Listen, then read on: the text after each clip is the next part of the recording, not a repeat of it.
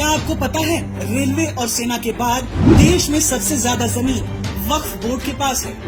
दिन रात अंबानी अडानी पर छाती पीटने वाले इस बात को पूरी मक्कारी के साथ छिपा जाते हैं कि कैसे बिना किसी व्यापार या कारोबार के ये वक्फ बोर्ड पूरे देश में बेहिसाब संपत्ति का मालिक बन बैठा।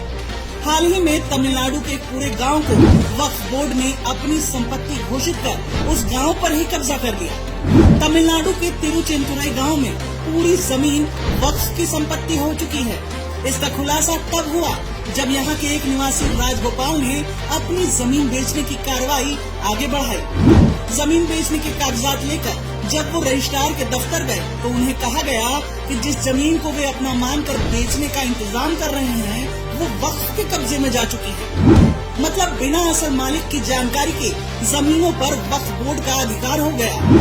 और भी न जाने कितने हिंदू बहुल गाँव पर ऐसी गाजगिरी हो। ऐसा कल को हमारे साथ भी हो सकता है। वक्फ के पास ये जमीनें रातों रात नहीं आई, बल्कि आजाद भारत में इसकी कहानी शुरू होती है 1955 में कांग्रेस द्वारा लागू किए गए वक्फ एक्ट से। तुष्टिकरण के लिए सुप्रीम कोर्ट के फैसले को बदलने वाली राजीव गांधी सरकार ने 1984 के समय वक्फ एक्ट को विशेषाधिकार दिए।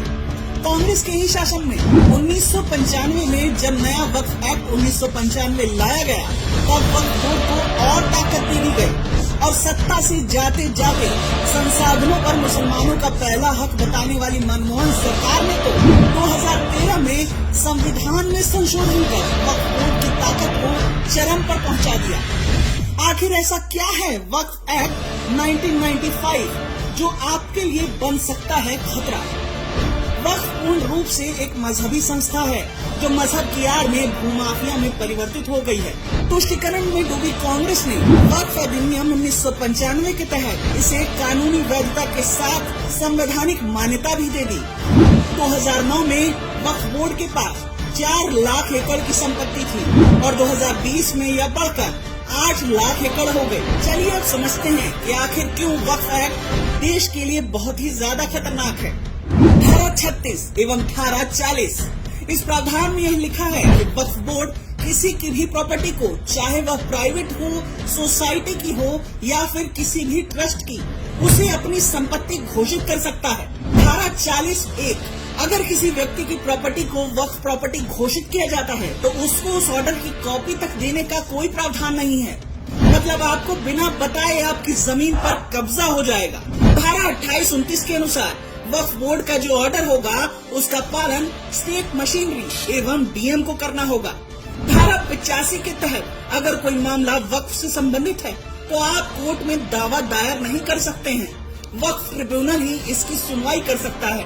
धारा 101 इसके अनुसार वक्फ बोर्ड के मेंबर पब्लिक सर्वेंट हैं। क्या किसी भी हिंदू संस्थान में मठाधीश, शंकराचार्य, पंडित को पब्लिक सर्वेंट माना गया है? वक्फ कानून 1995 के कारण ही वक्फ बोर्ड बहुत ताकतवर बन चुका है। कोई भी अल्पसंख्यक कहीं भी अवैध धार्मिक स्थल बना लेता है और एक अर्जी वक्फ बोर्ड में डाल देता है। बाकी काम वक्फ बोर्ड खुद करता है। यही कारण है कि पूरे भारत में वक्फ बोर्ड की दादागिरी से, धड़ल्ले से अवैध निर्माण बेरोक-टोक हो रहा है। मनमोहन सरकार ने वक्फ बोर्ड को बना दिया भूमाफिया। वक्फ बोर्ड द्वारा जमीन कब्जाने का षड्यंत्र 2013 के बाद तो और तेज हो गया है। 2013 में सोनिया मनमोहन सरकार ने वक्फ बोर्ड को अपार शक्तियां दे दी। सोनिया मनमोहन सरकार ने वक्फ कानून 1995 में संशोधन कर उसे इतना घातक बना दिया कि वह किसी भी संपत्ति पर दावा करने लगा। वक्फ बोर्ड किसी भी संपत्ति को वक्फ संपत्ति घोषित कर सकता है, चाहे वह अवैध ही क्यों न हो। वोट बैंक की घटिया राजनीति के घटिया खेल ने वक्फ को अरबों की जमीन का मालिकाना हक दे दिया। खुद को सेकुलर कहने वाली कांग्रेस से मिली ताकत के दम पर वक्फ बोर्ड बहुत ताकतवर बन चुका है। वक्फ अधिनियम 1995 जैसे काले कानून के रूप में न सिर्फ भू जिहाद को बढ़ावा दिया जा रहा है, बल्कि इस संस्था को मिली ताकतों से भारत की जमीन पर समुदाय विशेष का वर्चस्व स्थापित किया जा रहा है। यही कारण है कि वक्फ कानून 1995 के विरुद्ध आवाज उठने लगी है। सर्वोच्च न्यायालय में दायर एक याचिका में वक्फ कानून 1995 के प्रावधानों को चुनौती देते हुए कहा गया है कि इस अधिनियम के बहुत प्रावधान ऐसे भी हैं जिनका धर्मनिरपेक्ष भारत में कोई स्थान नहीं है।